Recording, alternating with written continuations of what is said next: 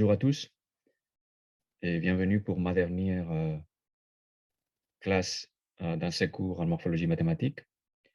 Et si vous vous rappelez du programme que je vous avais présenté la première journée, aujourd'hui on va parler de ce que je pourrais appeler les interactions entre morphologie mathématique et apprentissage profond, ou morphologie mathématique et réseau de neurones. Alors, la classe va être un peu différente dans le sens où ce que je vais faire, c'est vous présenter 3 travaux de recherche. Donc ça, c'est plutôt plus qu'un cours au sens traditionnel, c'est des travaux de recherche qui ont été publiés récemment. Donc pour les choses que je vais vous présenter, il y a un article qui va avec. Donc s'il y a un sujet qui vous intéresse, je pourrais vous envoyer l'article. Et je pense, vous avez déjà au cours de ces 15 jours évoqué les interactions entre le traitement mathématique d'image et l'apprentissage profond.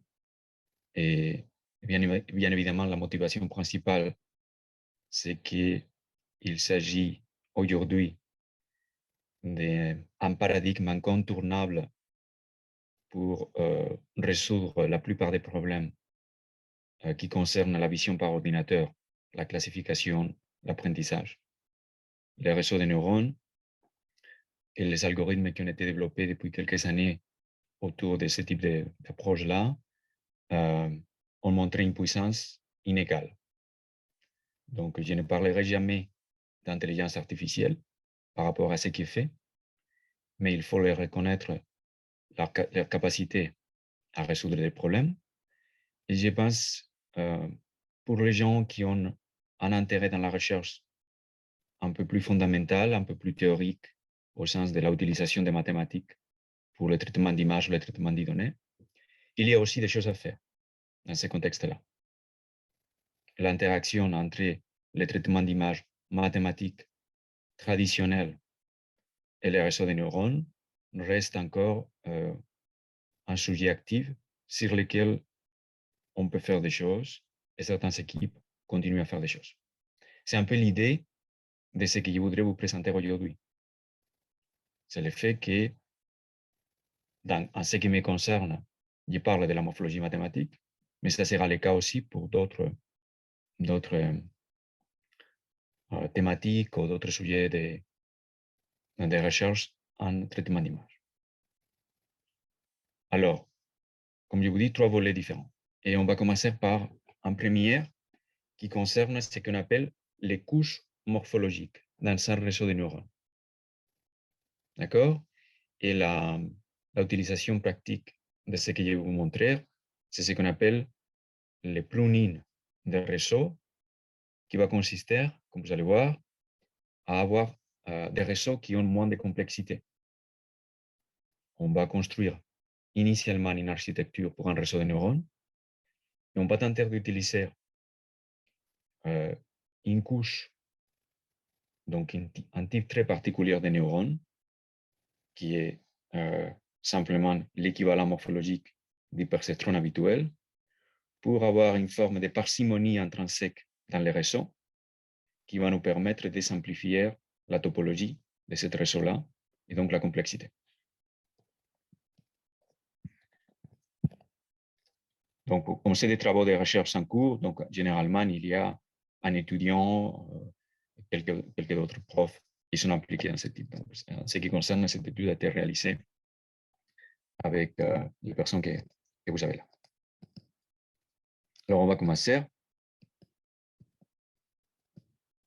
Quelle est la motivation? Donc, la motivation, c'est ce qu'on appelle les réseaux de neurones morphologiques. On a été proposés il y a déjà une trentaine d'années, comme c'était le cas des réseaux de neurones conventionnels, comme le perceptron. Mais avec cette renaissance de l'intérêt pour les réseaux de neurones depuis 2012, et donc là, comme je vous dis là, cette vague massive de l'apprentissage profond, on revisite un peu tout ce qui a été fait dans le passé autour des réseaux de neurones. Et donc, c'est le cas pour les réseaux de neurones morphologiques. Et ici, on va voir un peu à quoi ça peut servir dans le contexte actuel. Et la motivation aussi, c'est un type d'architecture ou de couche qui est déjà intimement lié à la morphologie mathématique, qui est ce qu'on appelle le réseau max-out. Peu importe, si vous n'avez jamais entendu parler de ça, c'est simplement quelque chose qui a montré être très performant en pratique, comme une forme très particulière de réseau de neurones. Et on va regarder quelle est la connexion de ça avec le réseau de neurones morphologiques. Et notre motivation, en fait, dans cette étude, c'était de continuer une ligne de recherche qui avait été démarrée par les travaux d'une équipe grecque en 2017.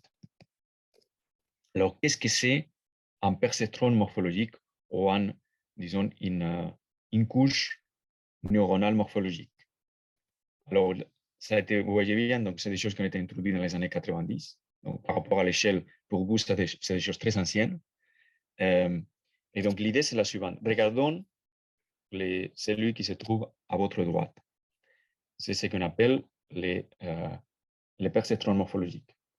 Alors, on va d'abord essayer de se rappeler, peut-être parmi vous, il y a des gens qui ne connaissent pas, mais quelle est l'expression d'un perceptron normal, celui qu'on utilise habituellement. Donc, on a un neurone, et un neurone a quelques entrées. X1 jusqu'à Xn sont les entrées, les excitations pour le neurone. Et la neurone, ce qu'elle fait, c'est qu'elle va apprendre des poids W qu'on applique à chacune des entrées. Et la sortie, c'est une combinaison linéaire avec les poids pour chacune des entrées, plus une fonction qu'on appelle une fonction d'activation, qui donne lieu à une non-linéarité. Ça, c'est ce qu'on appelle un perceptron. Quel est l'équivalent morphologique de ça? Donc, on fait comme on a fait tout au long de cette cours-là, à chaque fois qu'on voulait remplacer l'algèbre conventionnelle par l'algèbre max plus. On va remplacer la somme par le max et on remplace un poids qui multiplie à l'entrée par un poids qui, cette fois-ci, s'ajoute à l'entrée. Donc, on est dans l'algèbre max plus. Donc, c'est simplement la même structure mathématique qu'un neurone conventionnel, mais cette fois-ci dans une algèbre qui est celle de la morphologie mathématique, max plus. D'accord? Donc, ça, c'est ce qu'on appelle un perceptron morphologique, qui, dans le cas précis, implémente une dilatation, aussi d'un point de vue algébrique. Et on peut avoir aussi un qui soit le min, ça sera une érosion, comme d'habitude, et on peut avoir des choses un peu plus compliquées, comme la moyenne entre les sons pondérés, entre la dilatation et l'érosion, enfin, ce type de choses-là que vous pouvez imaginer. Donc, il y a tout un tas de là autour de ce type d'architecture pour la neurone qui fait intervenir plutôt que la convolution, enfin la combinaison linéaire plus non-linéarité, ce type de structure. Donc, ce type de neurones ont été utilisés dans un grand nombre de travaux, en fait, dans le passé, soit pour apprendre des opérateurs morphologiques. Donc, je suppose que vous êtes tous familiers avec la façon où un réseau de neurones artificiels est entraîné.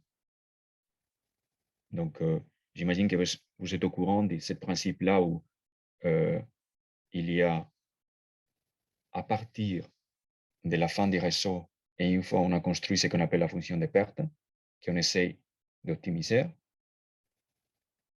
on dérive par rapport aux paramètres de la dernière couche, et ensuite, par la règle de la chaîne, on est en train de calculer comment on va mettre à jour par une méthode de gradient tous les paramètres du réseau dans chacune des itérations. Ça, c'est ce qu'on appelle la backpropagation. Donc, je présuppose que vous connaissez qu'il y a une méthode d'optimisation qui permet d'apprendre les poids dans un réseau de neurones, les W que je vais vous montrer là. Donc, pour le cas morphologique, c'est pareil. Il y a des méthodes d'optimisation qui vont nous permettre d'apprendre les poids correspondants.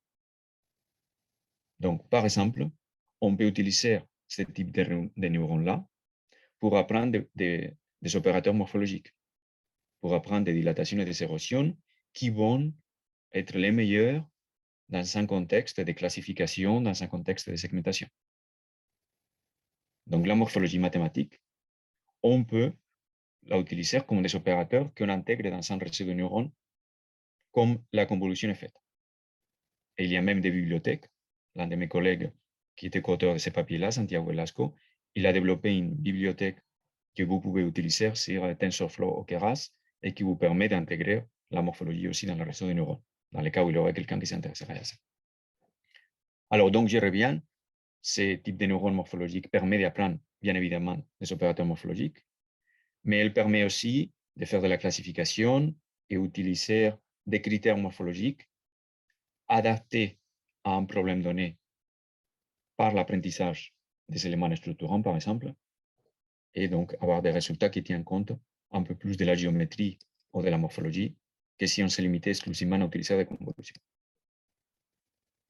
Ici, on s'intéresse, comme je vous disais, à l'idée d'utiliser ça pour construire des réseaux qui sont intrinsèquement parcimonieux, c'est-à-dire qui utilisent le moins de connexions possible. Et l'architecture qui va être utilisée, qui est très simple pour étudier ce problème en particulier, c'est celle que je vous montre là. Donc, vous avez on va utiliser une base de données pour illustrer qui contient, c'est ce qu'on appelle la base MNIST, qui contient sur une image, alors je ne me rappelle plus là, donc une image qui contient 784 pixels. Et donc, on voit l'image, qu'on voit l'ensemble des vecteurs. Pardon, l'ensemble des pixels, on le voit comme un vecteur. Donc, l'entrée, c'est tout le pixel de l'image, vu comme un vecteur. D'accord? Et on aura une première couche, qui est une couche linéaire. C'est-à-dire, chacune des neurones Y que vous avez là va simplement faire une combinaison linéaire de pixels avec certains poids qu'on apprend. Et ensuite, on va rajouter une deuxième couche qui est une dilatation, qui est la couche morphologique que je vous ai montrée, qui va prendre les entrées, les N, cette couche cachée à N entrées, et donc on va prendre les N entrées, Y, et on va faire une dilatation, c'est-à-dire on va prendre N poids, alpha, et on va faire le max de ça. OK? Est-ce que c'est clair? Et donc après, on va fixer combien de neurones morphologiques on a dans cette couche-là. Et on va fixer le nombre de neurones à 10. 10, c'est le nombre de classes qu'on souhaite prédire, parce qu'on prédit les chiffres du 0 à 9. Et donc ensuite, ce qu'on rajoute en général, donc cette soft max, c'est simplement, on va classifier, on va avoir une probabilité pour chacune des classes. Donc ça sert, cette couche-là sert à classifier chacune des chiffres d'entrée comme appartenant à l'un des 10 classes. Et ce qu'on veut montrer, c'est que si on combine une couche linéaire et une couche morphologique, on sera en mesure d'avoir une sélection de ces paramètres d'entrée qui ne vont pas faire intervenir pour chacune des 10 neurones ici, tous ces entrées-là. Alors, pourquoi ça? Pourquoi on s'intéresse à faire ça? C'est si vous remplacez cette couche dilatation qui apparaît ici par une deuxième couche linéaire. C'est l'architecture traditionnelle la plus simple, qui consiste à avoir une couche cachée plus une deuxième couche linéaire, dans les deux cas, plus une certaine fonction d'activation qu'on mettrait ici. Si vous faites ça, pour chacune des sorties Z1 jusqu'à Z10, vous allez vous trouver avec une architecture qui va utiliser tous les entrées, tous les filtres que vous avez calculés ici. Donc, si vous mettez 50, vous allez vous trouver avec des poids qui sont significatifs pour les 50 entrées que vous aviez là. Et donc, ce qu'on veut, c'est, comme dans le paradigme traditionnel de la parcimonie, c'est avoir une meilleure sélectivité.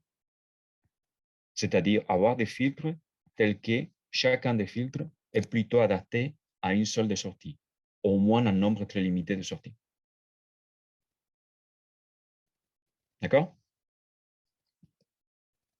Et si on regarde, là, je vous montre à quoi ressemblent les poids alpha correspondants pour n égale à 64, c'est-à-dire on a considéré 64 filtres. Et là, je vous montre, c'est une image qui contient simplement, c'est 8 fois 8 pour faire un dessin. Donc, ça n'a rien à voir avec l'image d'entrée. Ça, c'est simplement une visualisation de ces 64 positions possibles. Et on voit que pour les 10, ça c'est pour chacune des, pour les 10, pour chacun, il y a presque un seul filtre qui est nécessaire pour prédire la sortie. Et ça, c'est les 10 filtres qui sont les plus actifs, qui apprennent les réseaux. Donc, ça veut dire, initialement, vous pouvez entraîner avec 50 filtres, mais en fait, je vais vous montrer que quantitativement, on va obtenir que 10 des filtres sont suffisants pour prédire les mêmes résultats de classification. Et on arrive à faire ça si l'on rajoute cette couche en max plus. Pourquoi ça arrive? Ce n'est pas trivial. Pourquoi utiliser une couche de dilatation induit cette parcimonie d'un point de vue mathématique ou d'un point de vue de l'optimisation n'est pas trivial. Il n'y a pas une réponse claire. Mais en pratique, ça marche comme ça. OK? Donc ça, c'est l'idée principale. Maintenant, on va un peu entrer plus dans les détails, mais ça, c'était l'idée principale. Donc là, ce que je vous montre, c'est si... bon, c'est ce que je viens de vous dire, donc on ne va pas y revenir plus. Et l'autre chose que je voulais vous montrer, c'est ce qu'on est en train de faire là avec une dilatation, c'est en lien avec quelque chose qui a déjà été fait dans la littérature précédemment, qui est ce qu'on appelait les couches ou les unités max out. En quoi consiste ça? Ça ressemble beaucoup à ce qu'on a fait précédemment. Donc, on a pareil, on a des entrées, on a une couche cachée Y qui contient des combinaisons linéaires plus un billet. Ça, c'est en général, on rajoute aussi, c'est-à-dire, c'est une combinaison linéaire vraiment avec des poids plus un escalaire qu'on appelle le billet. Et ensuite, une architecture max out, ce qu'elle fait, c'est pour chacune des sorties, ZI ou ZK ici, on prend quelques-unes des Y. Et on fixe ça. On fixe et on dit, je prends par exemple 2. Et ZI, c'est une dilatation qui prend 2 entrées. Ce que je vous ai montré précédemment, c'est une dilatation, chacune des dilatations ZK prend toutes les entrées possibles initialement. Et après, ce qu'on se perçoit, c'est que même si j'ai fait ça, il n'y a pas toutes qui vont être utilisées. Mais vous voyez bien que l'architecture avec les max sur toutes les entrées possibles généralise un peu ce qu'on a là. Et après, il y a un autre aspect, ça c'était pour notre papier, c'était important. Dans le contexte de cette cours-là, c'est un peu moins important, qu'on va incorporer aussi, c'est ce qu'on appelle le drop-out. Drop-out, dans l'apprentissage, c'est lorsqu'on doit optimiser, ça arrive très souvent en apprentissage profond, lorsqu'on construit des réseaux de neurones qui utilisent des couches convolutives et beaucoup de paramètres, optimiser ça parfois pose des problèmes. C'est-à-dire on arrive soit à apprendre par cœur ce qui se passe, ce qu'on appelle surapprendre, ou parfois on n'arrive pas à optimiser c'est-à-dire la fonction de coût, n'évolue pas dans le bon sens. Et il a été étudié dans l'état de l'art une façon qui permet, dans un réseau qui contient beaucoup de paramètres, de mieux optimiser. C'est ce qu'on appelle le dropout. Et dans les papiers que nous avions utilisés pour reconsidérer le max out, il était question il s'évoquait aussi à quel point c'est quelque chose qu'il fallait combiner l'utilisation des couches qui ont une structure en max plus, il faut les combiner avec des dropout pour obtenir une meilleure performance. Et donc, c'est quoi les dropout? Simplement pour vous donner un aperçu de quoi ça consiste. Ça consiste à, dans chacune des itérations qu'on appelle des époques, dans l'apprentissage, chaque fois que vous allez mettre à jour le poids, de façon aléatoire, vous allez mettre off certains des neurones. C'est-à-dire, vous ne mettez pas à jour les poids qui correspondent à ce type de neurones. C'est comme si vous supprimez la neurone de l'architecture pour cette itération. Donc, toutes les connexions correspondantes disparaissent. Et vous ne mettez à jour que les connexions des neurones qui sont actives à cette époque. À l'époque suivante, l'itération suivante, vous tirez de façon aléatoire à nouveau une partie des neurones et vous faites ça. En d'autres termes, vous ne mettez pas à jour dans chacune des itérations tous les points. Et ça, cette façon, de façon stochastique, d'introduire une perturbation dans la topologie des réseaux ou dans la partie que vous mettez à jour, en général, fait que ça marche beaucoup mieux, l'optimisation. Donc, on va utiliser ça aussi dans les tests qu'on fera.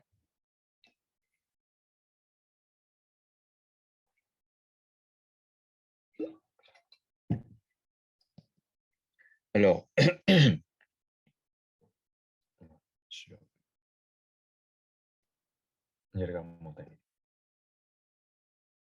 ok, c'est bon.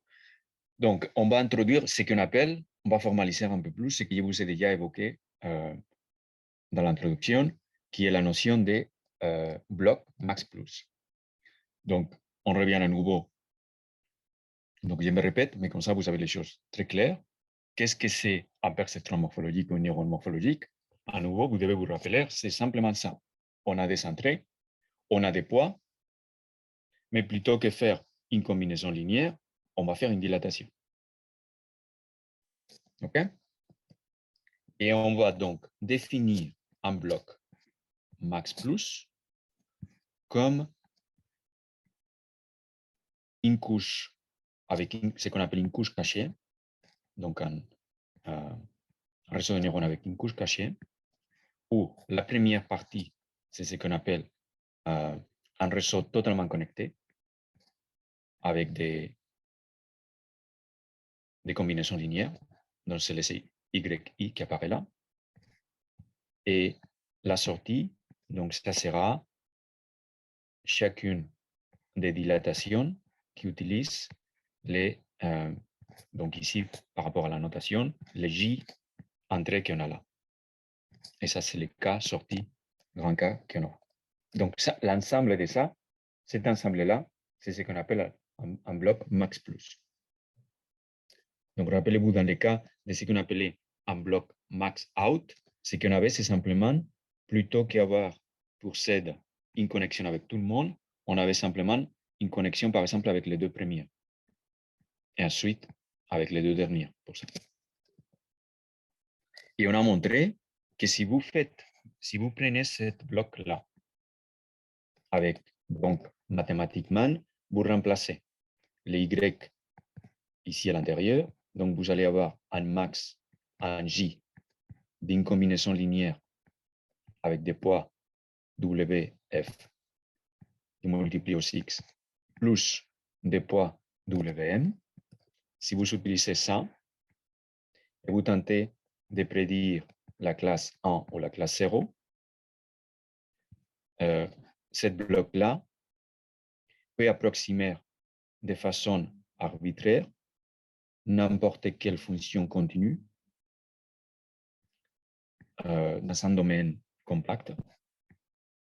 Donc, c'est un approximateur universel de n'importe quelle fonction, de façon asymptotique. C'est-à-dire, lorsqu'on considère que le nombre de neurones de la couche cachée est très grand, et lorsqu'on considère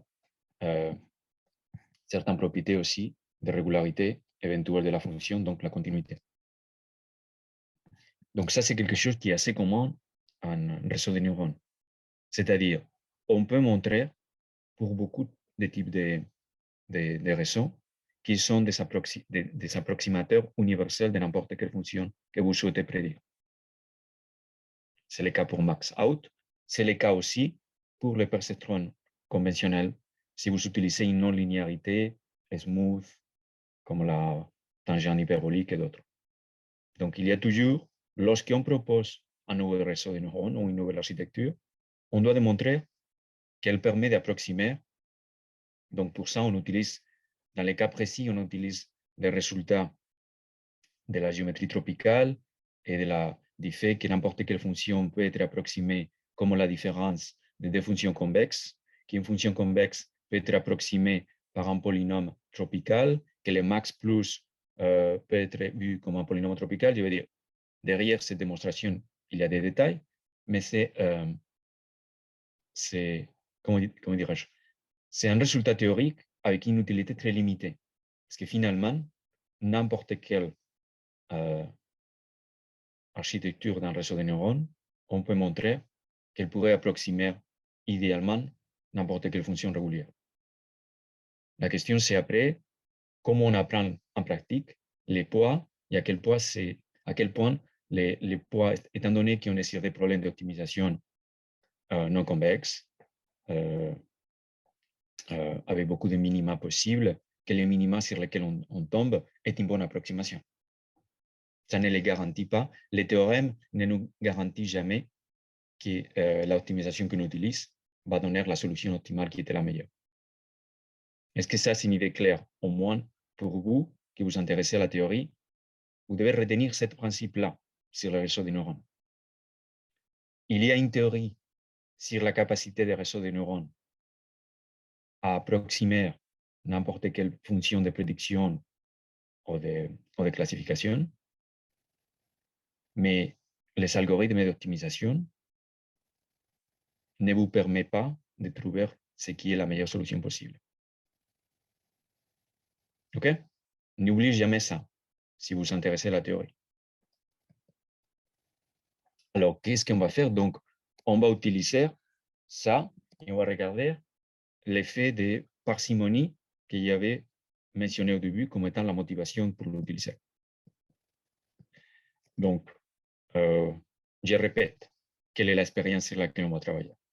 Donc, on a une base de données qui est très utilisée, qui est ce qu'on appelle la base MNIST. Dans tous les papiers où vous faites aujourd'hui de deep learning, la première base de données sur laquelle vous allez faire des choses, c'est MNIST. Donc, c'est des images, là on les voit, 32, donc des petites imagettes qui contiennent chacune des 10 chiffres. Et il y a 60 000 pour entraîner, 10 000 pour faire les tests. Donc, ça permet justement d'utiliser une base de données qui contient beaucoup d'images pour entraîner les algorithmes qui contiennent beaucoup de paramètres. Et donc, nous, ce qu'on va faire, c'est simplement l'architecture que je vous avais montrée. On va essayer de regarder quelle est la performance de classification qu'on arrive à obtenir avec ce type d'architecture. Et donc, j'insiste à nouveau sur la constatation qu'on a, c'est que quand je fixe ici un certain nombre de filtres, donc ici, vous devez voir les Y, ici, qui prennent une combinaison linéaire de pixels. Donc, c'est comme s'il apprenait un filtre, mais ce n'est pas un filtre de convolution, ce n'est pas un réseau convolutif. J'apprends les poids qu'il faut que j'applique à chacune des positions dans l'image. Ça, c'est les Y, dans ces combinaisons linéaires. Et après, ce qui fait le max plus, c'est décider comment je prends ces 10-là et j'ai fait une forme de dilatation de 10 valeurs. Et ça, c'est la sortie qui va être utilisée pour faire la classification. Et donc, ce qu'on constate, c'est que les poids W, ils sont utilisés dans la dilatation. C'est-à-dire, rappelez-vous, j'ai 64, et ça, c'est les poids W que j'applique à chacune des 64 entrées de filtres que j'ai.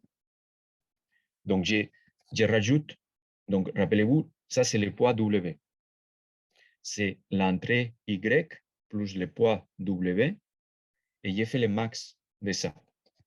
Donc, si j'ai une valeur pour l'un des 64 qui est un delta très élevé, c'est en général cette entrée-là que je vais prendre à la sortie. Parce que le max va prendre ça. D'accord? Donc, ce qu'il fait, c'est en noir, ce que vous savez, ça sera des poids très négatifs. Et en gris, c'est proche de zéro. Donc, pour certaines des classes, ça c'est là, pour prédire le numéro 2, il est en train d'utiliser plus d'un filtre. Ici, on voit, il y a presque 3 filtres qui sont utilisés. Là, ce que je vous montre ici, en rouge, c'est les 10 qui sont les plus actifs dans chacune de ces 10 classes-là. Donc, vous voyez bien, il est loin d'être trivial, si vous regardez les filtres, la pondération, pardon, de dire que ça, c'est le poids que vous appliquez à une image et que c'est ça qui va vous permettre d'identifier les 0 ou les 1 ou les 2. Donc, rappelez-vous de ça aussi. Lorsque vous travaillez sur des réseaux de neurones, les types de filtres que vous apprenez dans les cas convolutifs, ou ici même dans les cas simplement combinaison linéaire, sont toujours très difficiles à interpréter. Ce qui fait une couche morphologique, c'est beaucoup plus simple à interpréter. Mais ici, on l'applique au filtre, pas au niveau des pixels. Et donc là, ce que je vous montre simplement, c'est comment évolue la classification dans cette architecture-là selon le nombre de filtres qu'on utilise. C'est les filtres dans la couche cachée, donc c'est le J qu'on a là. Donc on peut avoir autant qu'on veut. Et après, ici, on va prendre un ou plusieurs. Ça, c'est le réseau qui décide à cet stade. D'accord? Donc, ce qu'on note, c'est que, par exemple, si ça, c'est pour 3 expériences. Là, je vous montre aussi quelque chose qui est très intéressant en réseau de neurones. Et si vous n'avez jamais vu ça, tenez ça en compte. Quand on apprend, optimise un réseau de neurones, on initialise, on tire aléatoirement des poids pour des valeurs pour nos points. C'est une initialisation aléatoire. Il y a certaines initialisations un peu plus évoluées statistiques, mais c'est une initialisation aléatoire. Et si quelqu'un vous montre des résultats pour une seule expérience, vous pouvez vous poser des questions. C'est un problème d'optimisation non convexe. Il y a beaucoup de minima possibles. L'initialisation va vous donner l'un des minima que vous, locaux si vous les trouvez. Mais vous pouvez parfaitement faire un autre tirage, optimiser votre réseau et vous aurez d'autres résultats, d'autres points. Donc, même la performance peut changer.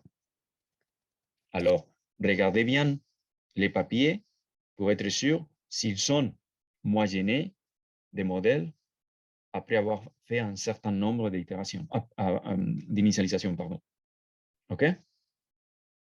On n'est pas dans des problèmes d'optimisation où peu importe où je initialise, c'est un problème convexe, je vais trouver mon minimum. On n'est pas là. Un réseau de neurones est loin d'être ça. Simplement pour illustrer ça, je vous montre ça. Donc maintenant, c'est la même architecture. Rappelez-vous, un certain nombre de couches linéaires cachées plus nos 10 couches morphologiques. Et on rajoute des drop-out. Rappelez-vous, c'est quoi les drop-out? C'est on va éteindre un certain nombre de neurones. Donc, dans le cas précis, des filtres parmi les J qui apparaissent là, on va éteindre quelques-uns. Ici, c'est 10% de façon aléatoire dans chacune des itérations. Je ne sais pas si vous vous rappelez des chiffres qu'il y avait avant, mais immédiatement, on fait mieux. Donc, dropout, cette méthode perturbative dans l'optimisation, il améliore toujours. OK? Ici, on arrive à des valeurs à 96 qui, pour la classification de ce type de problème-là, est très, très acceptable, étant donné la simplicité du réseau. C'est un réseau qui a très peu de paramètres, finalement. Un réseau de neurones qui a très peu de paramètres. Et là, c'est simplement, ce qu'on montre là, c'est pour les différentes époques, les itérations, comment les poids s'optimisent. Dans le sens où, quel est le taux de classification qu'on obtient. Pour 25 itérations différentes. Pardon, pour 25 initialisations différentes.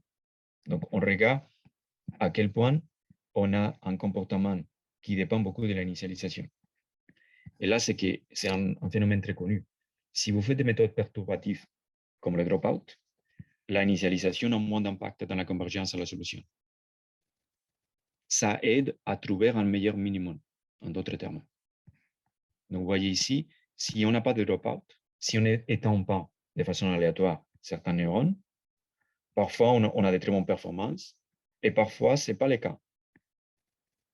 On tombe définitivement sur des minima différents. Tandis qu'ici, on est plus consistant, plus on rajoute du dropout. Bon, bref, ça c'est simplement pour le dropout. Ce n'est pas ça ce qui nous intéresse comme spécificité de la morphologie. Ce qui nous intéresse, c'est cette partie-là qu'on évoque maintenant, ce qu'on appelle le pruning. Quelle est l'idée de ça? L'idée, c'est de dire, dans la couche max plus, ce qu'on va faire, c'est appliquer un seuil. On va dire, si l'activation W qui apparaît comme poids dans la dilatation est inférieure à une certaine valeur, on se fixe un seuil, T, on élimine cette connexion-là du réseau. C'est-à-dire, une fois on a entraîné notre réseau,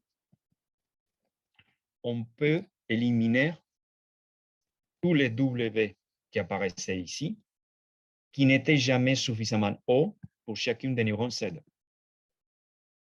Donc, notre nouvelle architecture, une fois à l'entraîner, c'est un réseau qui contient une topologie beaucoup plus simple, moins de connexions. D'accord? Ça, c'est le principe. Donc, pourquoi on peut faire ça et pourquoi c'est pertinent dans les cas morphologiques? C'est parce que, de façon intrinsèque, les WM sont parcimonieux. C'est-à-dire, il y a très peu qui ont une valeur très élevée par rapport à la norme globale. Si vous auriez eu ici des combinaisons linéaires conventionnelles aussi pour la sortie Z, c'est là où vous auriez eu des valeurs W qui sont distribuées de façon plus ou moins uniforme pour tous les points. Donc, il est presque impossible de trouver un bon seuil qui vous permet de dire je vais écarter des poids, je vais écarter donc des connexions, car le poids n'est pas significatif. Donc, il y a des travaux qui ont tenté d'utiliser, si vous êtes familier avec la régression, avec les problèmes de régression, vous savez qu'il y a des méthodes, par exemple comme l'ASO ou d'autres types de régression, où on rajoute un terme avec un lambda et la norme qui me permet d'imposer dans la régression avoir de la parcimonie, avoir des poids qui vont être soit significatifs, soit proches de zéro. Et donc, j'aurai de la même façon, si on interprète ça d'un point de vue d'une couche linéaire en réseau de neurones, il y aurait certains poids qui ont été presque mis à zéro et qui ne participent pas dans la prédiction linéaire de Z. Donc, il y a des façons de faire ça en réseau de neurones aussi. Donc, dans la fonction de perte, on rajoute des termes qui vont induire cette parcimonie. Ici, ce qu'on montre, c'est qu'on n'a pas besoin d'introduire ça dans la fonction de perte, dans l'optimisation. c'est la présence de la couche morphologique qui intrinsèquement impose ça. OK? Donc, ce qu'on va faire ici, c'est la chose suivante. C'est on va fixer J ici à un certain nombre de filtres. Par exemple, 144. Et ce qu'on va faire, c'est fixer un seuil qui va nous donner différentes valeurs des poids ou des filtres qui interviennent ici. D'accord? Plutôt qu'utiliser les 144. Et donc, ce qu'on constate, c'est qu'on peut réduire beaucoup le nombre de filtres qui sont pertinents et on aura encore une prédiction qui est comparable à celle qu'on obtenait avec les 144 filtres. D'accord? Donc, voyez bien, si on revient ici, de l'instant où un filtre parmi les 144 n'est jamais utilisé, celui-là, on ne calcule non plus les combinaisons linéaires qui étaient associées. Donc, si on passe de 144 à 10, par exemple, il n'aura que 10 combinaisons linéaires qui sont appliquées au début et plus la partie morphologique. Donc, on peut, en termes du nombre de paramètres qui ont réduit, c'est extrêmement significatif, la complexité du réseau. Après, on peut comparer ça avec le réseau max-out. Je n'entrerai pas plus que ça dans le détail. Donc là, je vous ai montré les cas un peu toy example, ce qu'on utilise toujours MNIST pour illustrer ces choses-là. On a aussi essayé d'utiliser la même technique pour des problèmes de classification plus, disons, état de l'art en deep learning, une autre base de données. Et on a ce qu'on a essayé de construire cette fois-ci, c'est un réseau convolutionnel, donc quelque chose d'un peu plus compliqué que les filtres qu'on applique sur l'image vectorisée. Enfin, on essaie de se placer dans les... Et là, ce que je vous montre, c'est un réseau. Ça, c'est un réseau CNN conventionnel qui a différentes couches, des couches convolutives, des couches max plus de convolution. Bref, l'architecture, c'est un réseau en deep learning contient aujourd'hui. On construit la même chose, mais à la fin, ce qu'on a fait, c'est rajouter une couche max plus dans notre réseau. On a remplacé la dernière couche conventionnelle par une couche max plus. Et donc ça, on voit qu'en termes de performance complète, c'est comparable, mais ce qu'on peut faire une fois on a construit notre couche max plus, c'est faire un pruning, éliminer des connexions, la rendre plus simple, beaucoup moins de paramètres, et on se perçoit que la précision ne change pas. C'est-à-dire passer de 192 ici, en particulier, à 10. Donc, quand on fait 182 de 10, ça veut dire qu'on est en train de simplifier aussi des choses qui sont faites précédemment. Donc, le nombre de paramètres peut diminuer significativement. On arrive à obtenir le même résultat. Okay? Donc, bon, après, il y a des détails, il n'y entrerai pas plus que ça. Donc, je vais arrêter là avec ça. Si vous avez des questions, donc ça, c'était une première façon d'utiliser la morphologie dans les réseaux de neurones avec un objectif très clair qui est de remplacer la combinaison linéaire habituelle par une opération max plus, donc une dilatation, et de s'apercevoir que cette opération-là induit intrinsèquement de la parcimonie.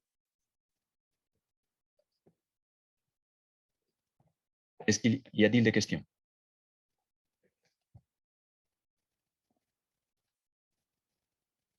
Y a-t-il quelqu'un parmi vous qui s'intéresse ou qui travaille sur des réseaux de neurones, sur l'apprentissage profond, qui est familier avec ces choses-là? Personne?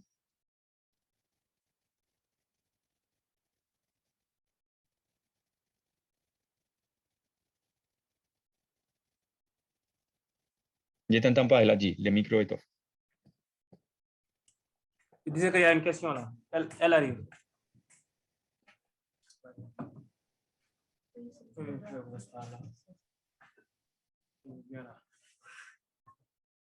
Bonjour, merci pour la présentation. Ma première question d'abord, c'est par rapport à la définition de filtre, parce que d'après un convolutionnel dans les complets, les filtres font référence à un ensemble de neurones qui agissent sur un champ récepteur.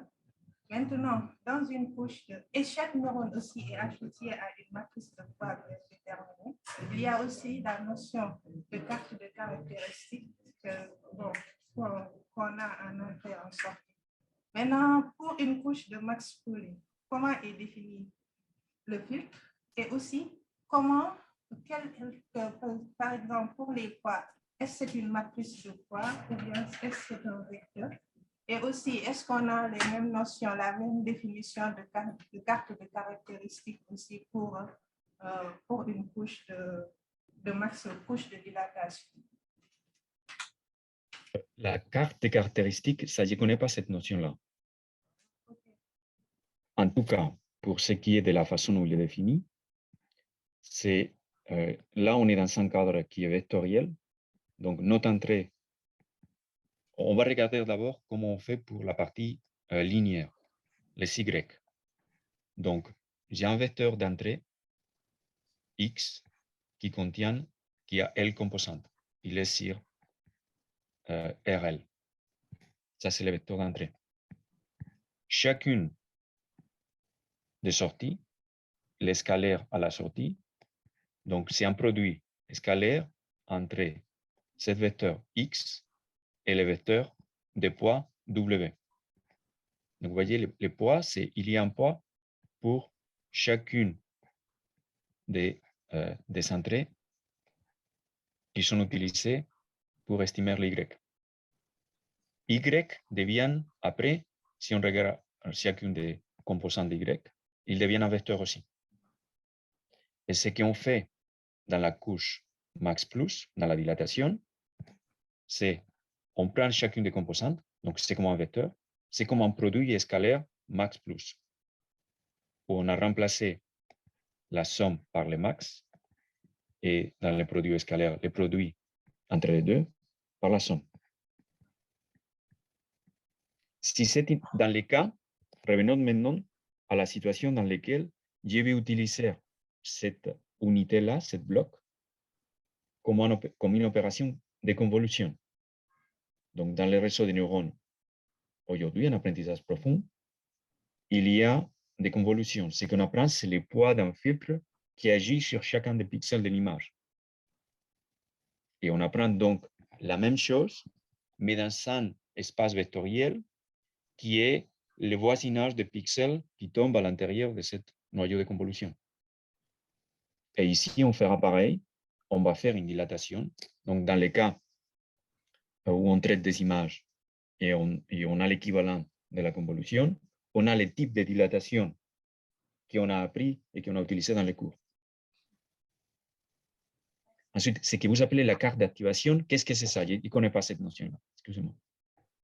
D'accord. En fait, c'est la profondeur de la couche. Mais ce n'est pas grave. Une autre question, c'est par rapport à la couche de Max Plus. Par exemple, dans le comté, la couche, on utilise une couche de pooling, que ce soit Max Pooling ou Average Pooling, pour faire un sous-échantillonnage. Oui. Maintenant, ici, dans ce cas-là, l'objectif, c'est de faire quoi? C'est juste d'inhiber un certain nombre de connexions ou bien, comme avec Comté, de faire un sous-échantillonnage. Non, ce n'est pas la même opération au sens de ce qu'on fait traditionnellement, mais en max pooling, c'est une dilatation. En max pooling, c'est une dilatation où il n'y a pas de poids et vous faites l'opération max d'un ensemble d'entrées qui se trouve à la sortie. Et il y a effectivement un effet de dilatation et de sous-échantillonnage. L'objectif d'un max pooling, c'est d'introduire de l'équivariance aux translations. Ici, ce n'est pas le même effet, mais mathématiquement, on a un effet similaire d'introduire une parcimonie dans la représentation, même si dans l'autre cas, c'est plus à l'échelle. Mais mathématiquement, un max pooling, c'est une dilatation.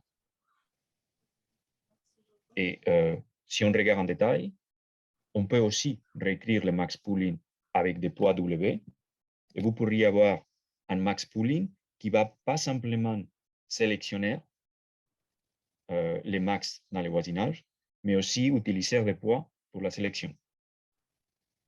Donc ça, c'est des choses qu'on a aussi étudiées. D'accord, merci. Maintenant, côté complexité algorithmique ou bien côté juste rapidité de calcul, maintenant, est-ce que vous avez vérifié si par rapport, bon, j'ai vu que l'accuracy ne change pas, mais est-ce que, comment dire, la complexité change si par rapport à l'utilisation d'une couche? Est-ce que ça augmente la complexité ou pas? Alors, on remplace donc la complexité au cours du processus d'optimisation. On est en train de parler de ça.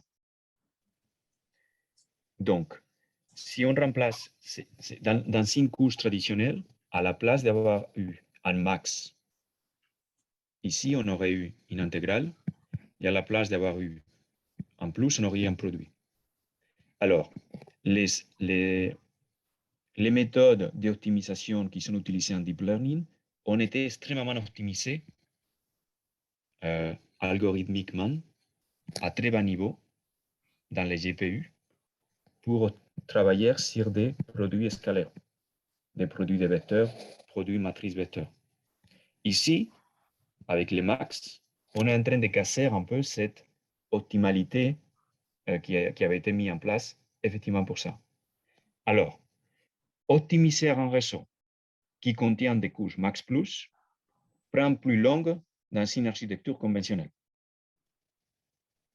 Par la mise en œuvre qui a été faite. Comme je vous dis, tout ça a été optimisé de façon informatique à plus bas niveau pour travailler sur ça. Ah, donc, nous, on change l'opération. Il faut ordonner. Ordonner, c'est plus difficile. Donc, en termes de nombre d'opérations à réaliser, on dirait on réalise un nombre d'opérations qui est le même. Mais certains sont plus coûteux en temps, en cycle de calcul informatique. Donc, ça va prendre plus long. Donc, dans l'entraînement, vous pourriez vous trouver avec un algorithme qui prend, plutôt que prendre 3 minutes, il peut prendre 4 minutes dans chacune des itérations. La question, c'est, à la fin, quand le réseau il a été entraîné,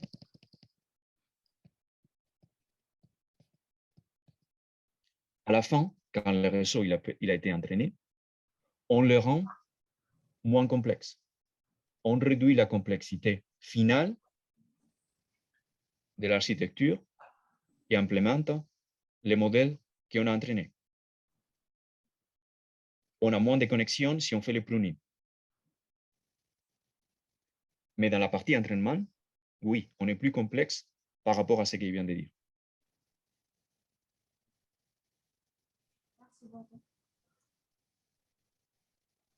Merci beaucoup pour la question. Très intéressante, oui.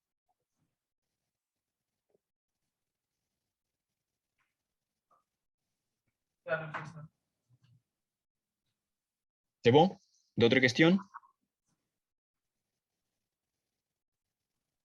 Je pense que c'est bon, tu peux y aller. OK, très bien. Alors, je vais changer de présentation.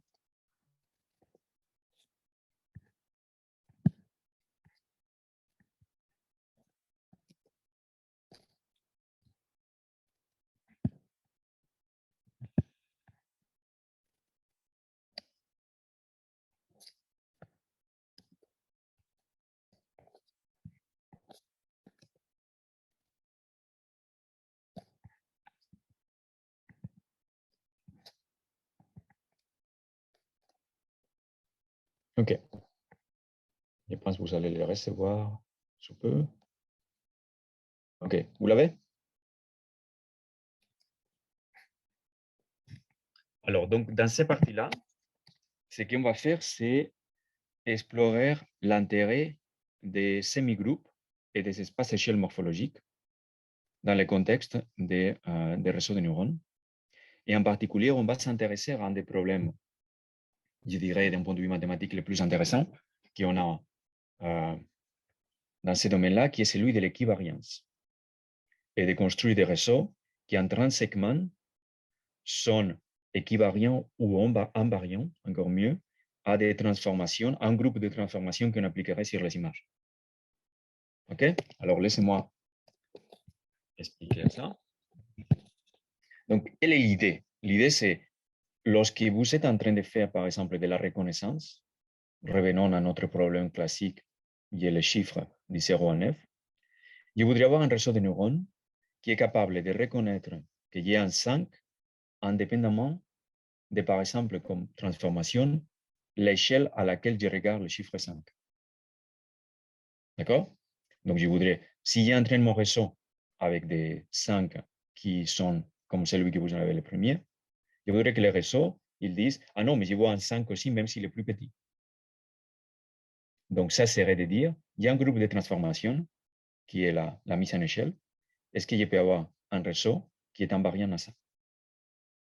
Alors, comment on fait de façon classique pour avoir cette propriété-là? C'est ce qu'on appelle l'augmentation des données. L'augmentation des données va consister à, je prends mon image et je vais échantillonner le groupe de transformation. Je vais générer des 5 à différentes échelles. Et j'entraîne mon réseau plutôt que simplement avec les 5 qui étaient à l'échelle nominale, j'entraîne avec les 5 à toutes les échelles que je veux dans cet ensemble d'entraînement élargi. D'accord? Donc, c'est extrêmement puissant, ça marche très bien, mais on ne sait pas si c'est correct d'un point de vue mathématique. C'est-à-dire, je ne sais pas si je suis en train de bien échantillonner le groupe, qu'est-ce qui se passe, donc ce type de choses-là. Est-ce que la motivation est claire? Vous voyez bien? Alors, donc, il y a eu en particulier une série de travaux qui considèrent le point de vue suivant. Étant donné que l'ingrédient principal qui fait intervenir la notion d'image et d'échelle dans l'image est la convolution, en apprentissage profond, comment on fait pour construire des réseaux de neurones qui vont avoir une forme de convolution équivariante invariante à la fin aux transformations que je ferai. Et donc, l'article qui était dans la motivation de ce travail-là, il avait considéré qu'une façon d'introduire ça passe par ce qu'on appelle un lifting dans un espace-échelle gaussien. Et l'outil mathématique correspondant, ça sera une forme de généralisation au groupe de la notion de convolution. OK?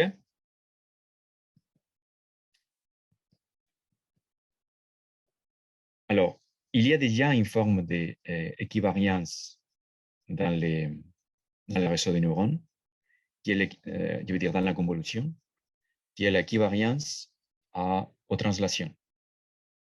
Donc, vous savez très bien, si on a une image et on réalise une convolution, avoir fait la convolution après translation de l'image doit donner le même résultat. La convolution, elle est équivariante aux translations. Et donc, ça, on le voit très bien mathématiquement. Si on regarde l'expression de la convolution, on peut voir que si on voit la translation comme l'action d'un groupe qui est appliquée à l'image, la convolution fait intervenir cette action-là. Et on a un effet d'équivariance aux translations, un effet d'équivariance par rapport à cette action-là. OK? Donc, l'idée, c'est est-ce qu'on peut généraliser ce principe-là de translation au cas de l'échelle, de la magnification à laquelle on regarde l'image.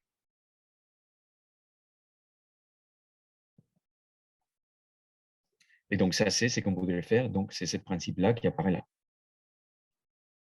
Donc, s'il y a une image et je réalise une convolution et je fais une translation et une mise en échelle, je voudrais que ça commute. il y a eu les mêmes effets de la convolution associée. Alors, je ne vais pas entrer beaucoup dans les détails. Voilà. Je voudrais qu'on puisse avoir du temps pour la dernière présentation. Donc, simplement, ici, on va se placer dans 5 pour ce qui nous intéresse. Les actions de semi-groupes, ça nous suffit. On n'a pas besoin d'un groupe, on n'a pas besoin de l'inverse. Donc, les semi-groupes, ça suffira pour ce qu'on cherche à faire.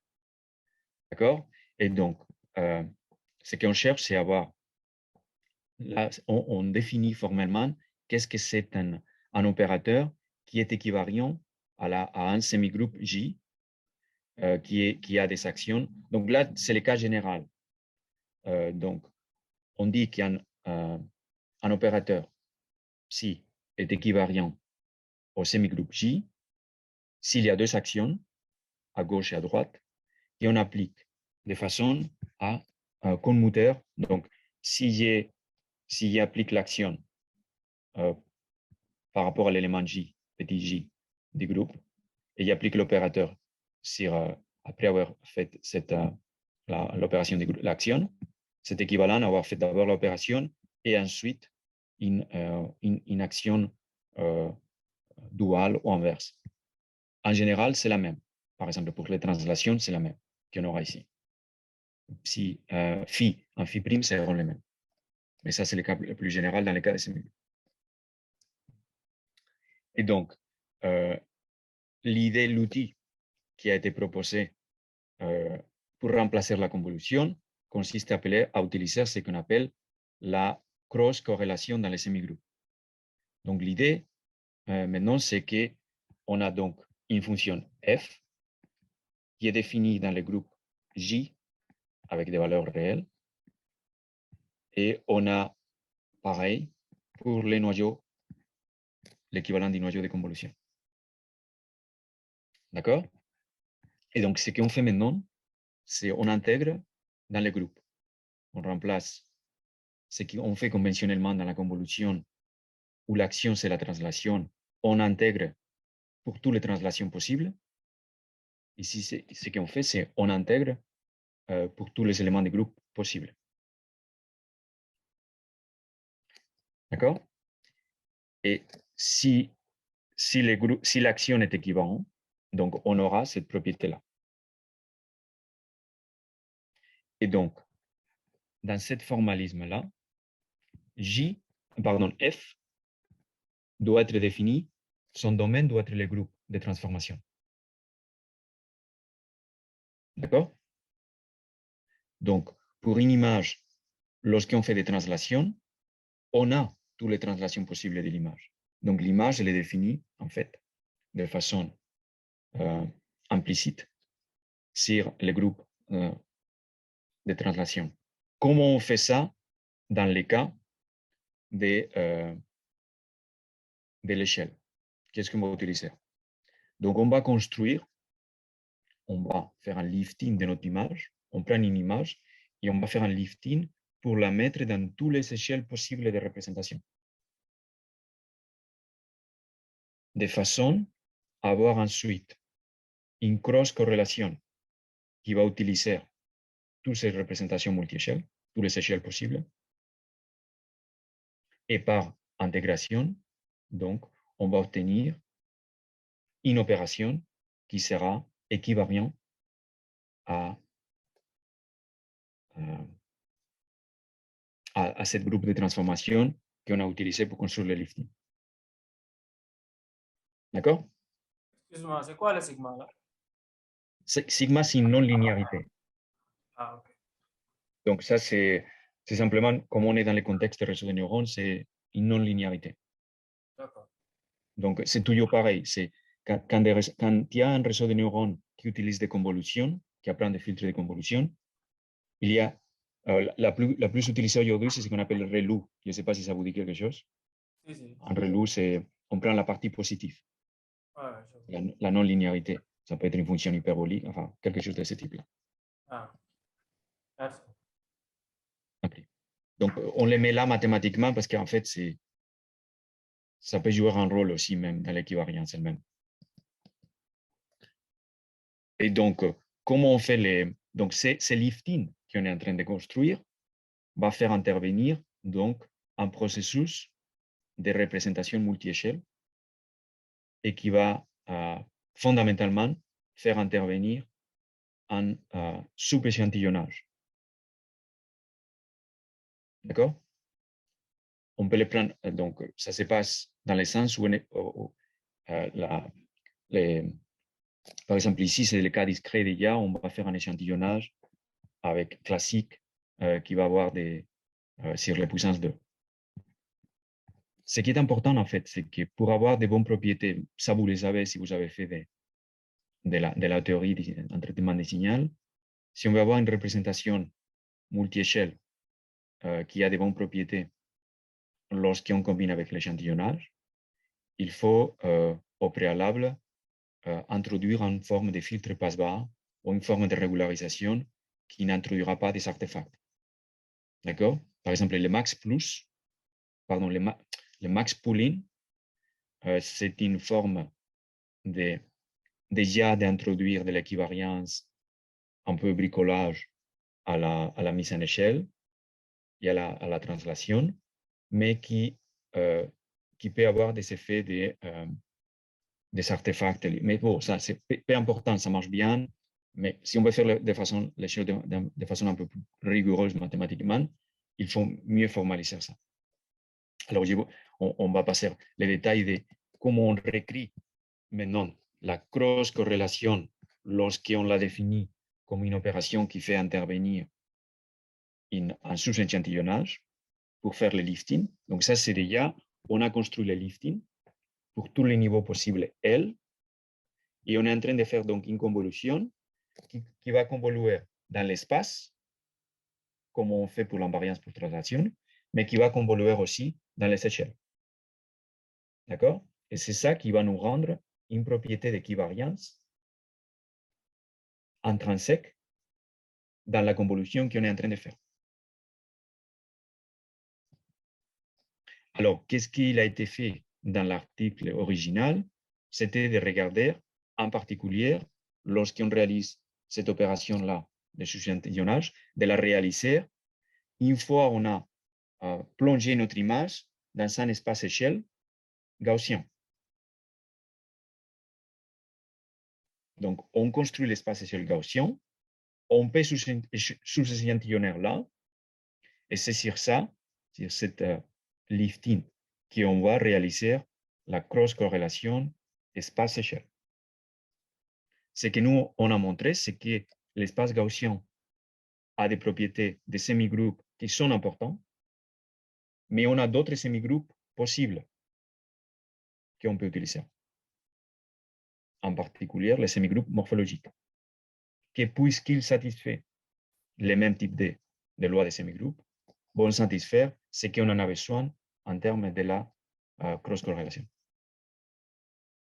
Donc, pour les personnes qui ne sont pas familières, un espace-échelle gaussien introduit cette forme de blue ring. Après, on peut sous-échantillonner à l'intérieur. Celui de dilatation et des érosions quadratiques, on l'a étudié tout au long de notre cours. On peut avoir aussi des espaces-échelles par des dilatations et des fermetures, par des ouvertures et des fermetures. Et là, je vous montre à quoi ressemble. Vous les avez déjà vus, des dilatations et des érosions. Cette fois-ci, c'est avec des fonctions structurantes quadratiques.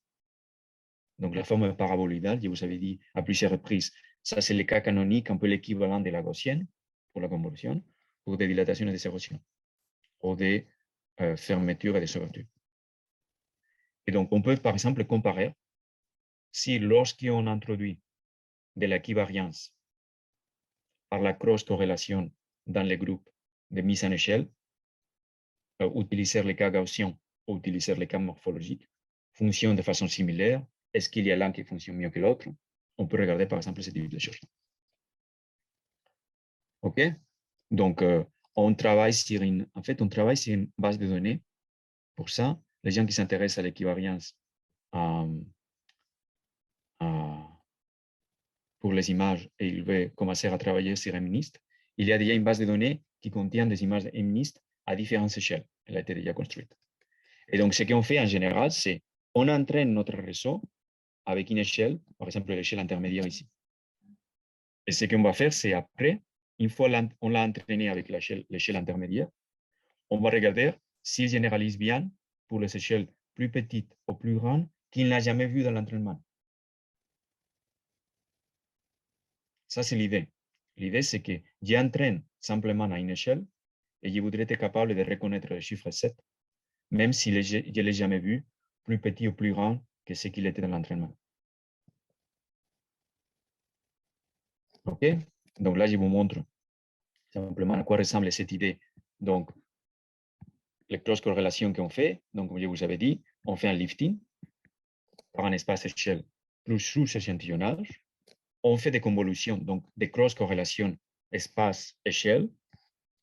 Relou, c'est le sigma qu'on évoquait, la non-linéarité. Et après, j'ai fait, lorsqu'on a un lifting de cette façon-là, après, il faut intégrer dans le groupe, à la fin, il faut intégrer dans toutes les représentations possibles. Et ce qu'on prend, c'est, on prend l'échelle qui s'active. Donc, on fait un max. Ça veut dire, c'est l'échelle qui s'est activée la plus qu'on prend pour la partie, le reste du réseau. D'accord? Alors, pour comparer un peu les choses, pour avoir une idée quantitative de qu'est-ce qui se passe. Donc, ici, en rose ou magenta un peu pointillé, ce que vous savez, c'est un réseau convolutionnel conventionnel qui n'introduit pas de l'équivariance. Et donc, ce qu'on a fait ici, c'est qu'on a entraîné à reconnaître des chiffres simplement avec l'échelle 2.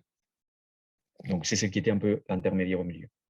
Et ce qu'on a fait après, c'est essayer de prédire quelle est la prédiction, le taux de classification, lorsqu'on regarde des choses qui sont plus grandes ou plus petites et qu'on n'a jamais vues. Donc, vous voyez qu'il y a un réseau convolutionnel habituel.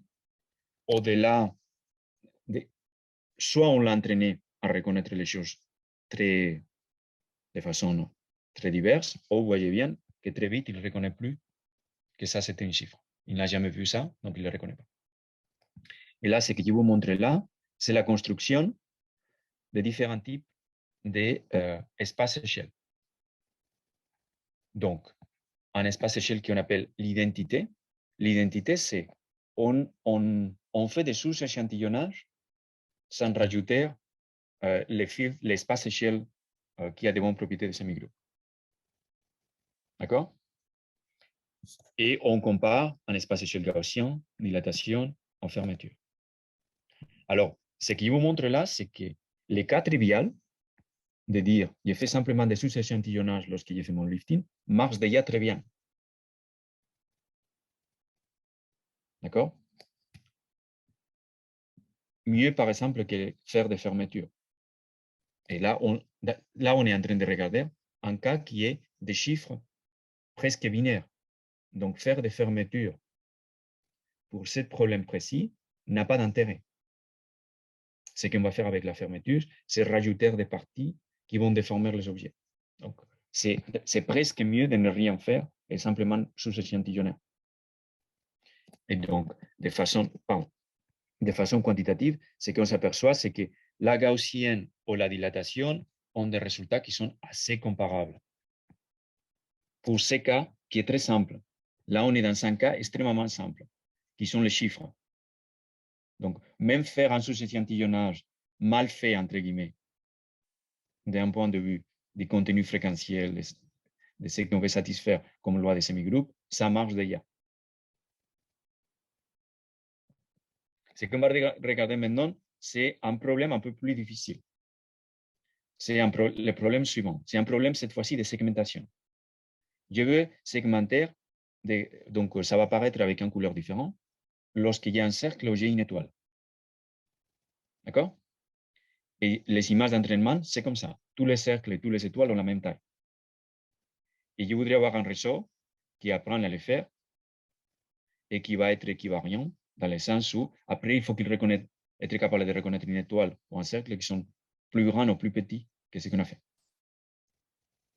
Et donc, pour ça, ce qu'on va construire, c'est un réseau qu'on appelle, pour la segmentation, les réseaux conventionnels de référence, c'est ce qu'on appelle UNet. C'est un réseau un peu hiérarchique une topologie un peu particulière. Disons, si vous voulez faire de la classification, vous faites UNet. Et ce qu'on a fait, c'est on a comparé un UNet conventionnel par un réseau UNet où on aurait remplacé la couche convolution à chaque fois par une couche équivariante dans les groupes des échelles. Donc, c'est ce que je vous ai montré, avec des liftings et ces choses-là. Et on compare les cas gaussiens avec les cas dilatation. Donc là, vous avez les résultats de segmentation. Donc, pour les cas lorsqu'on a entraîné, vous voyez, tout se passe très bien en prédiction. On reconnaît parfaitement, c'est un problème relativement simple. Lorsque on commence à changer la taille, un réseau UNet conventionnel peut commencer à avoir des soucis. Les Gaussiens, par l'effet de blurring, même s'il améliore, il a encore des soucis. Tandis que celui par dilatation est significativement meilleur. Alors, donc j'insiste sur ça, l'utilisation de la morphologie qui remplace, par exemple dans le cas des semi-groupes pour les espaces échelles, la représentation gaussienne ne sera pas toujours la meilleure. Mais si vous avez des formes, des objets qui ont une certaine morphologie, la dilatation, comme effet d'espace-échelle sur lesquels vous allez sous-échantillonner, va vous préserver mieux les contours et les formes des objets que ce qui fait la gaussienne, par l'effet de blurring, de floutage. OK? Précis. Oui. Donc là, je suppose que si c'était pour une échelle beaucoup plus petite, la dilatation ne donnerait pas de meilleurs résultats, c'est peut-être l'érosion, c'est ça? Oui, c'est ça. Donc la question, c'est, on ne sait pas quel sera le meilleur. Ça va dépendre de ce type de facteurs-là. Là, est-ce que vous avez testé pour des données de taille plus petite avec la dilatation? Si l'objet est très petit, l'érosion va faire disparaître l'objet. Si l'objet qui t'intéresse, il est clair sur un fond sombre. Imagine que c'est le cas dual. Et il y a des objets qui parfois sont clairs par rapport à son fond et parfois ils sont sombres. Tu dois utiliser dans ces cas-là simultanément un espace échelle de dilatation et un espace échelle d'érosion. D'accord. Donc, tu vois, c'est les propriétés qui ont les objets sur lesquels tu travailles, en termes de forme, en termes de contraste, vont faire qu'il aura un espace échelle, peut-être gaussien ou peut-être morphologique, mais on ne sait pas lequel qui sera le plus approprié. L'intérêt de ce papier-là, c'était simplement de dire ce n'est pas intrinsèquement l'espace échelle gaussien qu'il faut utiliser comme semi-groupe pour ce cadre-là. Si on a un semi-groupe quelconque qui satisfait les actions qu'il nous faut, je peux l'utiliser.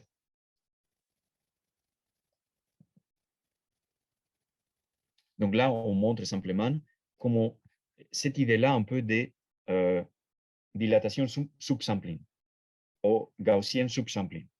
Et le fait que si on est dans les cas limites, par exemple, regardez l'étoile qui commence à être très petite. Si on aurait fait une érosion, ça aurait disparu très vite, les tout petites, qui ont évoqué les cas qu'elle a évoqués. Avec la morphologie, on préserve mieux la forme étoile, même à des échelles un peu petites. Vous voyez ça? L'effet qu'il marche mieux, c'est dû à ça. Dans les cas précis, pour décrire l'échelle des objets qui ont des formes non régulières, la dilatation, dans le cas d'un objet blanc sur un fond noir ou d'un objet clair sur un fond un peu plus sombre, ça marchera mieux. Et donc là, on montre quantitativement ces choses-là. Bon, bref, c'était un peu l'idée à retenir, c'est ça.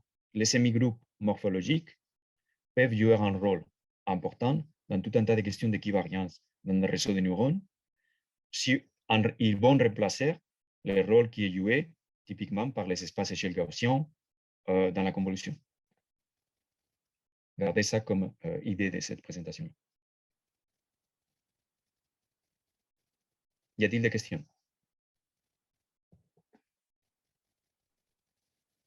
La propriété d'équivalence, est-ce qu'elle n'est pas satisfaite par les ondes? Oui, aussi. Oui. Est-ce qu'il n'y a pas de travaux sur ça, sur les ondes avec malades et autres là? Je ne sais pas. Oui. Donc, Mala avait regardé un type de réseau, n'est pas un réseau de neurones au sens de ce qu'on était en train de discuter ici, qu'il appelle la transformation scattering. Scattering Voilà, transform. c'est ça. Donc, ça a certaines propriétés, parce que d'ailleurs, tu regardes tu laisses tomber la face, tu regardes que le module. Alors, tu as des bonnes propriétés d'équivariance à tout un tas de choses, parce que tu écartes justement la face et d'autres types de normalisation qu'il fait. Mais dans sa représentation, il n'apprenait pas les poids. Donc, ce n'est pas un réseau de neurones au sens, sa représentation n'était pas complètement intégrée à l'intérieur d'un réseau.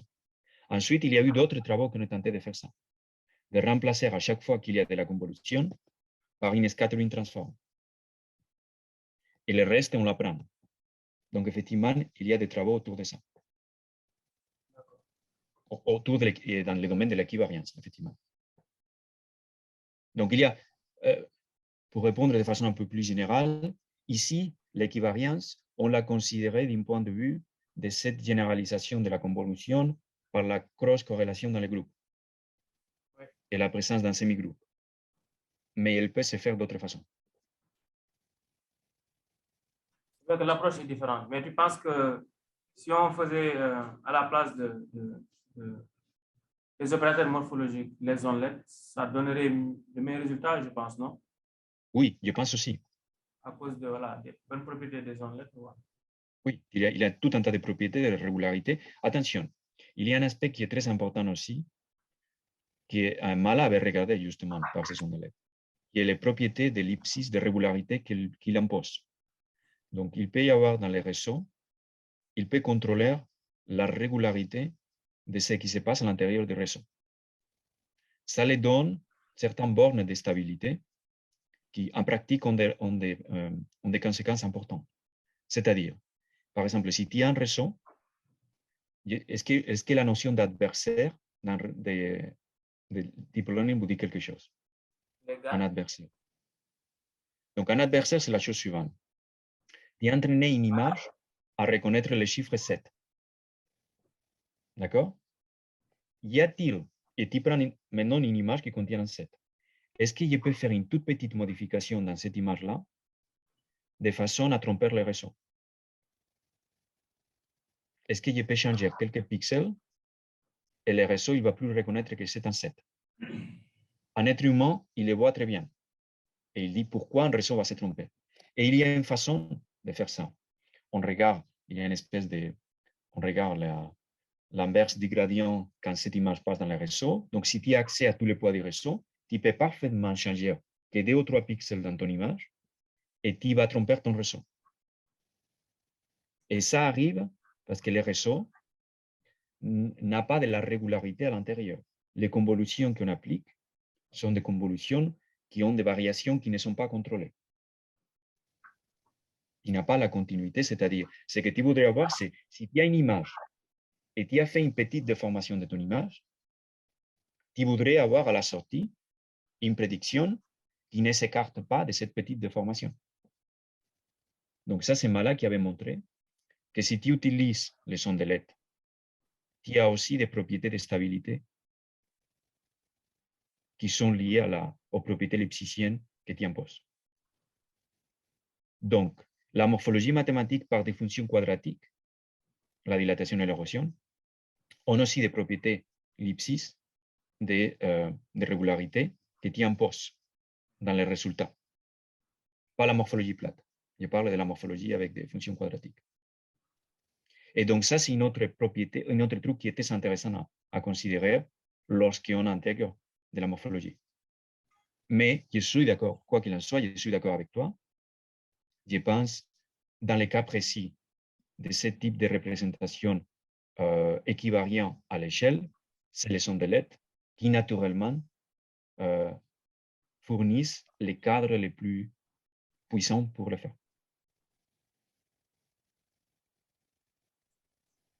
D'accord, merci. Il y a une autre question, je pense. OK. Donc, si quelqu'un se rapproche.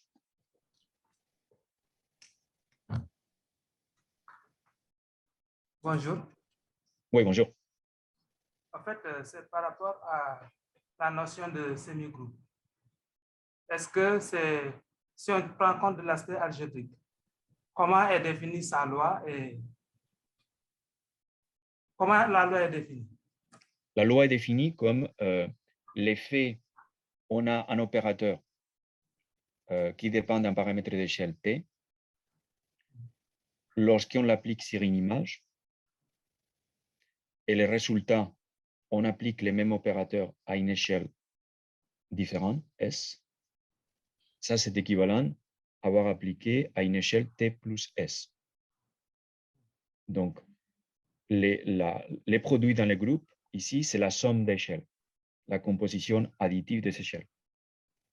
Et c'est cette propriété-là qui fait que lorsqu'on est en train de faire le lifting aux différentes échelles, l'effet de l'échelle précédente, elle peut être obtenu par un delta, un incrément dans les semi-groupes.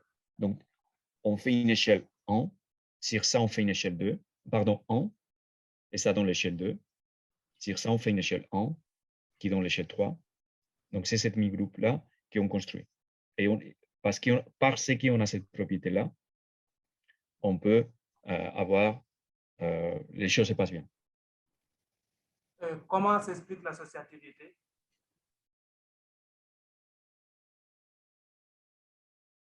Donc, oui. Donc, on a S plus T.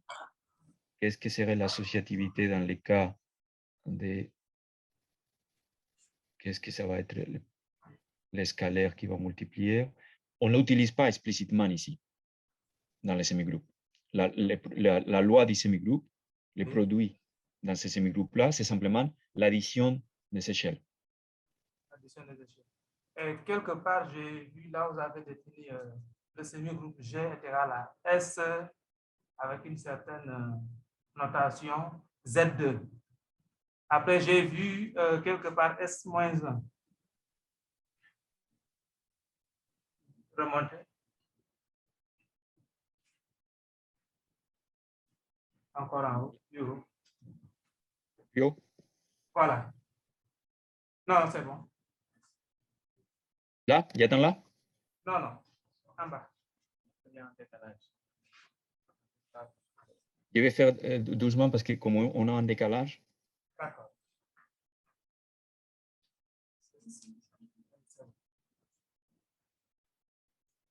C'est bon.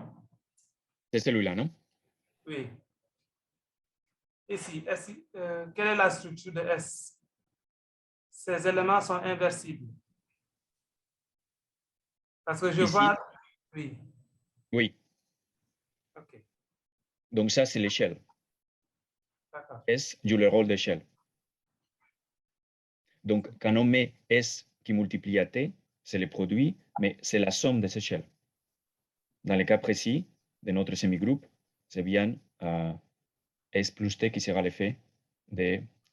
Là, on met le produit des groupes de façon générale, mais là, dans le cas précis, c'est la composition des échelles, donc la somme des échelles. Merci beaucoup. Je vous en prie. Mais si ça vous intéresse, n'importe quel aspect que je présente aujourd'hui vous intéresse, vous m'envoyez un email et je vous envoie les papiers avec les détails. D'accord, je le ferai. OK? Il y a d'autres questions? Je pense qu'il n'y en a plus. OK, très bien. Alors, on va passer à la dernière partie.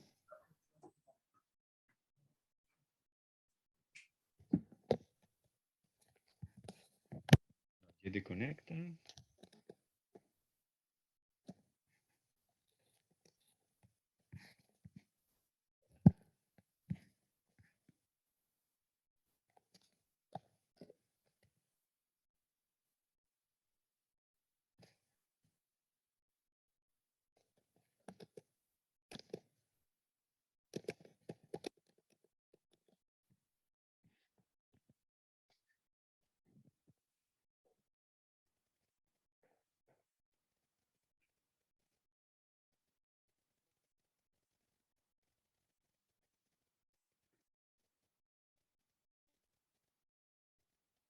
Ok, très bien. Alors, on va passer à la dernière présentation. Et alors, je vais vous parler maintenant d'une des premières propriétés qu'on avait regardées pour la dilatation. C'était le fait qu'il se distribuait avec les max, avec les suprêmes.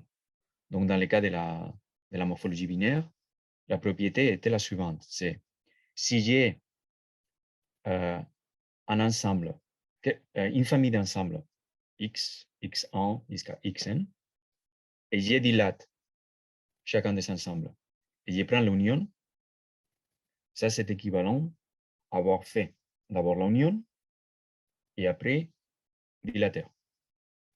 D'accord? Donc, vous vous rappelez de cette propriété, cette intuition-là. Ça, c'est la motivation principale de ce qu'on va faire aujourd'hui, dans cette partie-là.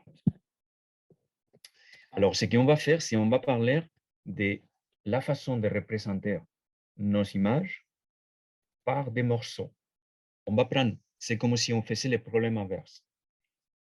J'ai un ensemble et je vais les décomposer en petits morceaux et je vais dilater chacun des morceaux et après je vais recomposer pour avoir l'équivalent de dilater. Vous voyez? Ça, comme ça n'a pas beaucoup de sens. L'idée, c'est on va construire à la fin un réseau de neurones qui va utiliser ce principe-là. Chaque image va être décomposée comme la combinaison linéaire d'un certain nombre d'imagettes ou d'images qu'on appelle les atomes d'un dictionnaire. Et lorsqu'on va vouloir approximer la dilatation de mon image, je vais le faire simplement en considérant la dilatation des atomes des dictionnaires qui approximent mon image. Ça devient intéressant en pratique si toute image à l'entrée est représentée par le même nombre limité des atomes de mon dictionnaire. Donc ça, dans les domaines de l'apprentissage, c'est ce qu'on appelle la construction, l'apprentissage de représentation. C'est l'idée qu'à partir d'une famille d'images, un ensemble d'images, on va construire un dictionnaire qui est plus petit et toute image de l'entrée est approximée comme une combinaison linéaire des atomes de dictionnaire. Ce qu'on va montrer, c'est quelle est la bonne représentation que je dois avoir pour être capable de faire de la morphologie avec les atomes et donc approximer les images de sortie. Alors, on va voir ça. Mais l'intuition, un peu, c'est ça. Donc, là, de façon un peu plus formelle, on se place donc dans le contexte de ce qu'on appelle l'apprentissage de représentation. Donc, l'idée, c'est, là, on va fixer un peu donc, on a une image d'entrée.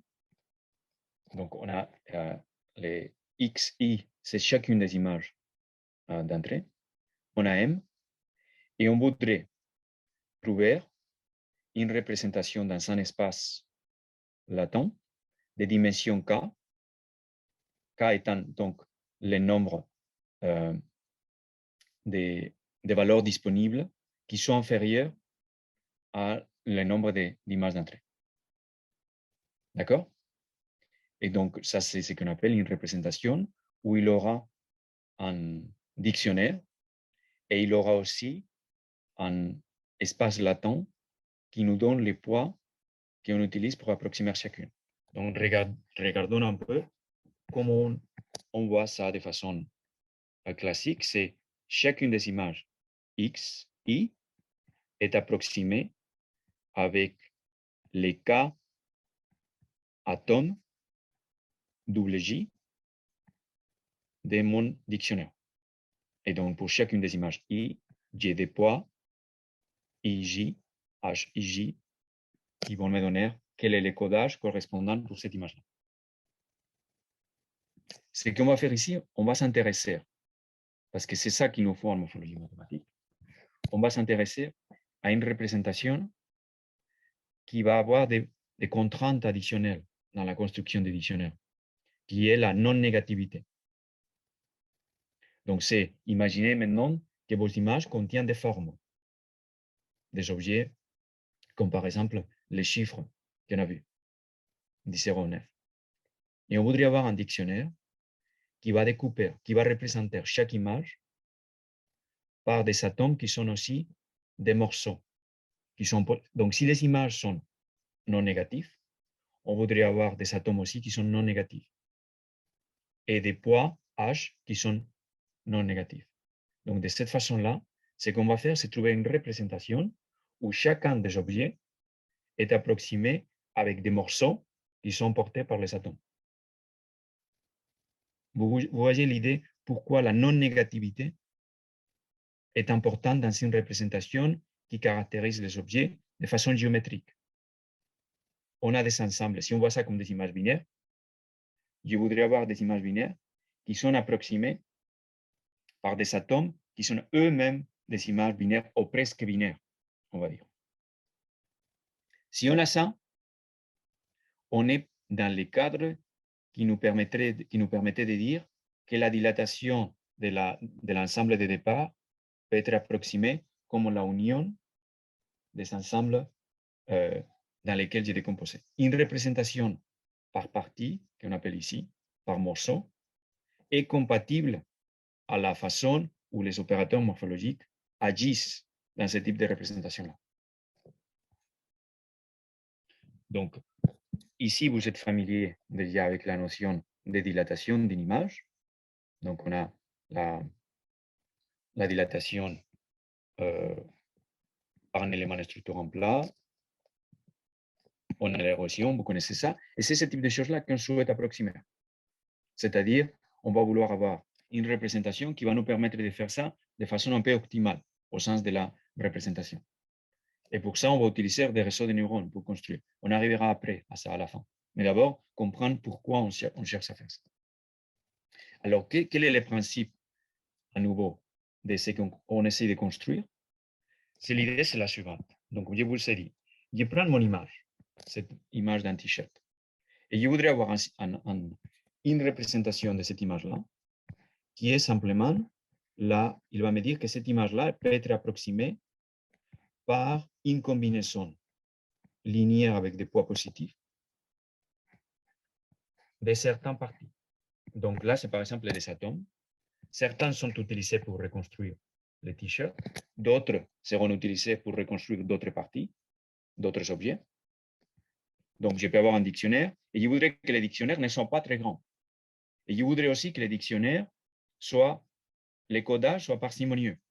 C'est-à-dire que pour approximer un t-shirt, j'utilise le moins possible des éléments, moins des atomes de mon dictionnaire.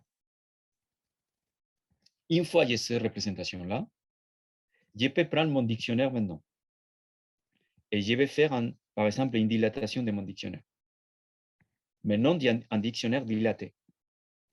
Mais ce que je vais dire, c'est que si je vais approximer la dilatation de mon image, ce que je vais faire, c'est que je vais prendre les codages de mon image et je vais l'appliquer au dictionnaire qui a été dilaté.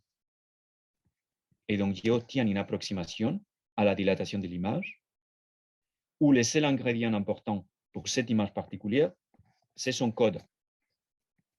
Parce que le dictionnaire, il est le même pour toutes les images, et il l'aurait dilaté une seule fois.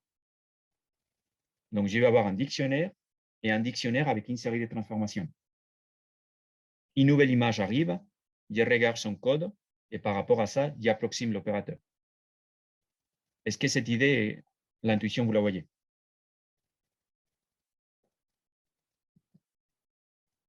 Et donc, pourquoi la non-négativité nous permet de faire ça d'un point de vue proche à ce qu'on voudrait faire avec la morphologie? S'il y a une représentation, donc imaginons que mon image, regardez à gauche, mon image est ce qui apparaît là, donc c'est ces formes qui apparaissent là. Je peux la décomposer donc en ces trois atomes. Par exemple, je peux dire mon image est égale à la somme de ces trois termes. Ici, les codes, c'est trivial, c'est on prend la somme de 3. Et maintenant, ce qu'on fait, c'est plutôt que prendre la somme, je prends la union. Donc, on voit si il aurait, donc la union et la somme lorsqu'on est dans des parties négatives, pardon, des parties non négatives, est une approximation de l'une par rapport à l'autre. On aura une approximation parfaite s'il n'y a pas de chevauchement. S'il y aurait des composés dans des morceaux qui ne se chevauchent pas, la union ou la somme donnerait le même résultat. D'accord? Donc, une représentation non négative, parcimonieuse. Parcimonieuse, ça veut dire qu'il minimise l'interaction entre les atomes. Va nous donner une représentation par somme qui est une approximation de ce qu'il y aurait eu comme un max plus, qui est la représentation qui m'aurait intéressé pour faire des dilatations. D'accord? Donc, ce qu'on avait fait dans cette étude-là, c'est comment j'ai fait pour construire ce type de représentation non négative par des méthodes de réseau de neurones qui vont nous permettre donc d'avoir de la compatibilité avec un traitement morphologique qui sera fait sur l'espace latent. Ça, c'est un peu la synthèse de ce qu'on peut avoir là. OK? Alors, je n'entrerai pas plus dans les détails que ça. Là, après, c'est des parties très liées à des réseaux de neurones. Mais gardez ça, s'il y a un message qu'il faut garder, c'est ça. Si vous voulez faire des représentations dans le monde des réseaux de neurones, on appelle ça les autoencoders, des représentations dans des espaces latents, des images. Et vous voulez faire interagir la morphologie ou la géométrie. Vous devez imposer, généralement, si vous voulez avoir une interprétation plus géométrique, des contraintes de non-négativité, si les images d'entrée contiennent des objets de la géométrie. Et à ce moment-là, vous tombez sur des représentations qui vérifient, donc si vous rajoutez aussi de la parcimonie, un peu cette action-là, cette idée-là, de les représenter de la même façon par somme ou par supplément. Et l'idée de par supplément, c'est de dire, je décompose des objets par morceau et ensuite je les recompose simplement en mettant un morceau à côté de l'autre, sans chevauchement. Donc là, il y a une théorie sur la façon dont on construit dans la factorisation des matrices, donc une factorisation qui soit non négative. Donc ça, c'est le point de vue non réseau de neurones pour faire ça, c'est ce qu'on appelle la factorisation non négative des matrices, sur laquelle on peut imposer de la parcimonie dans les codes. Donc là, je vous montre par exemple à quoi ressemblent des images à l'entrée, des images approximées par une représentation non négative qui va utiliser un certain nombre d'atomes. Et les atomes sont ce qui apparaissent là. Donc, on a pris une image qui contient 30 000 images et on peut approximer chacune de ces images-là simplement avec une combinaison non négative de ces atomes-là qui sont non négatifs. Donc, vous voyez bien, on a des morceaux de chaussures. Donc, chaque chaussure va être obtenue par une combinaison de morceaux de chaussures.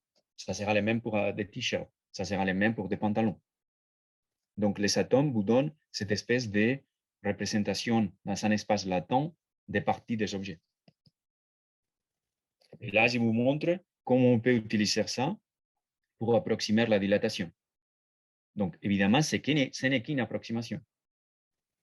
Mais ça nous donne déjà, si on veut utiliser ça, par exemple, pour construire à l'intérieur d'un réseau des espaces échelles qui contiennent des dilatations, parce qu'on va utiliser ça en combinaison avec ce que je vous ai montré, vous pourriez avoir dans votre réseau de neurones une première partie qui construit une représentation latente de votre image, et vous pourriez approximer dans cet espace latent déjà les différents éléments de la représentation multi-échelle pour donner une application de à quoi ça pourrait servir. Et donc, là, les exemples que je vous ai montrés là, c'est pour la factorisation non négative des matrices. Et donc, l'objectif de cette étude était de le faire dans le contexte des réseaux de neurones. Comment j'ai fait pour construire ce qu'on appelle des autoencoders avec des propriétés de non-négativité. Et donc, ça consiste à rajouter des fonctions de perte qui tiennent compte de la non-négativité et qui tiennent compte de la parcimonie. Alors, on ne va pas faire ça, c'est des détails, mais bon, c'est simplement ça nous permet d'approximer, de construire des dictionnaires par des techniques de réseau de neurones qui sont compatibles avec ce qu'on souhaite faire avec la morphologie.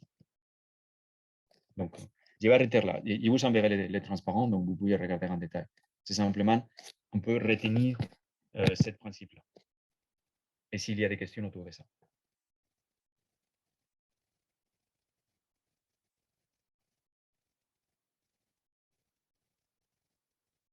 Donc, très important, géométrie et morphologie.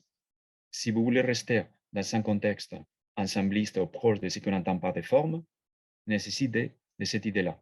Sinon, vous faites de l'analyse harmonique où vous décomposez en fréquence, vous décomposez en forme, en variation, mais ça casse la structure géométrique au sens de ce que nous on entend par la représentation géométrique.